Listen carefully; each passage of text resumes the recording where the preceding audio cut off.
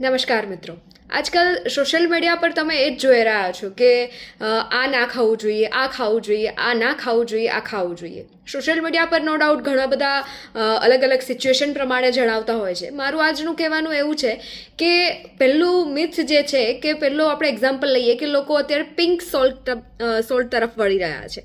હવે પિંક સોલ્ટની અંદર આયોડિન નથી હોતું, સૌ કોઈ જાણું છે. આયોડિનયુક્ત મીઠું જે છે, નમક જે છે, જે શરીર માટે આયોડિન ઘણું જરૂરી છે, જે થાઇરોઇડ વગેરેમાં ઘણું ઉપયોગ કરતા પણ હોય છે. તો લોંગ ટર્મ માટે પિંક સોલ્ટ ઉપર શિફ્ટ થવું ઘણું હાનિકારક છે મારા પ્રમાણે. હા, તમે 1-2 મહિના જેટલું પિંક સોલ્ટ લો, સેંધવ નમક લો, ફરી પાછું 1 મહિનો તમે આયોડિનયુક્ત લઈ લો, તો એમાં કોઈ રિસ્ટ્રિક્શન નથી. બીજું એક્ઝામ્પલ એ લઈએ કે કોઈ સિનિયર સિટીઝન છે, એને લોકો ઘરમાં હંમેશા કોઈ ભણેલું ગણેલું એવું સલાહ આપે કે તમારે સોલ્ટ ના લેવું જોઈએ, તમારું બીપી કંટ્રોલમાં રાખવું જોઈએ. પણ મારું માનવા પ્રમાણે કે સોડિયમ લેવલ શરીરમાં જળવાવું બહુ જરૂરી છે.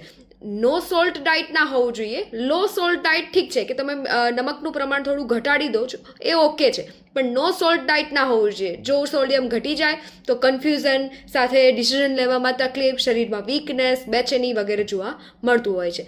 બીજી વસ્તુ કે અત્યારે લોકો એમ પણ કહી રહ્યા છે કે ગ્લુટેન તમે ના ખાઓ, ઘઉંનો ઉપયોગ ઘટાડી દો. વર્ષોથી ઘઉં જે છે એ આપણો મુખ્ય ખોરાક છે. ઘઉંને તરત બંધ ના કરવું જોઈએ.